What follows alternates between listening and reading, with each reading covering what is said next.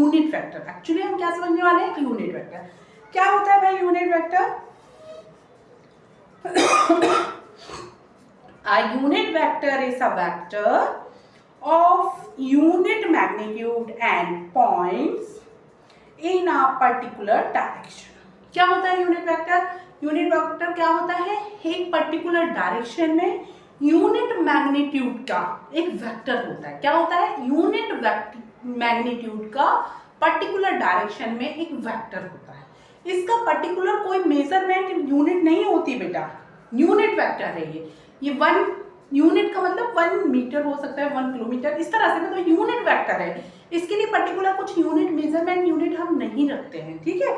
ये है क्या, यूनिट वेक्टर इज अ, क्या है भाई, ये is a vector of unit magnitude and a particular direction, okay. It has no dimensions and unit, इसकी कोई डायमेंशन नहीं है और इसकी कोई यूनिट नहीं है। यूनिट से मतलब मीटर, किलोमीटर, सेंटीमीटर, ये नहीं है उसकी, वो यूनिट वेक्टर है, ठीक है। अच्छा, it is use to specify a direction only. ये किस लिए यूज हो रहा है, सिर्फ डायरेक्शन स्पेसिफाई कर रहा है। ये क्या करेगा, सिर्फ डायरेक्शन स्पेसिफाई करेगा। जैसे कि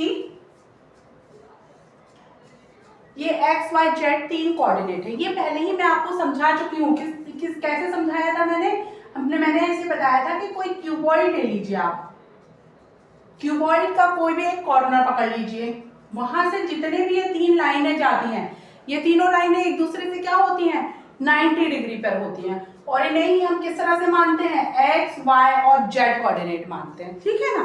तो हमारे कौन कौन से कोऑर्डिनेट होते हैं, एक्स वाई एंड जेड। अच्छा, इनकी डायरेक्शन को मेंशन करने के लिए हम यूनिट वेक्टर यूज करते हैं। कौन से यूज करते हैं भाई, आई, जे एंड के, ठीक है भाई। अगर हम यहाँ पे सिर्फ क्या लेते हैं बेटा, अगर हम सिर्फ वैल्यू लें, अगर हम इनको मॉड के अंदर डाल दें, क्योंकि ये क्या है एक्चुअली, ये यूनिट, ये क्या दिखाती है, यूनिट वेक्टर क्या है, केवल आपके डायरेक्शन मेंशन करते हैं।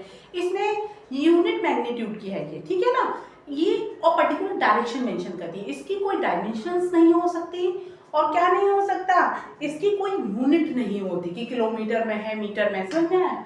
अच्छा, अगर हम इसको मोड में रखें तो इनकी वैल्यू क्या होगी, मोड में मतलब क्या हो जाता है, मोड के बाहर जो भी कोई भी चीज आती है तो वो क्या हो जाती है, प्लस में ही रहती है फिर वो, ठीक है ना, एब्सोल्यूट वैल्यू। इसको क्या बोलते हैं हम, अगर इनकी एब्सोल्यूट वैल्यू हम निकालेंगे तो वो क्या होगी, हमेशा 1 होगी, ठीक।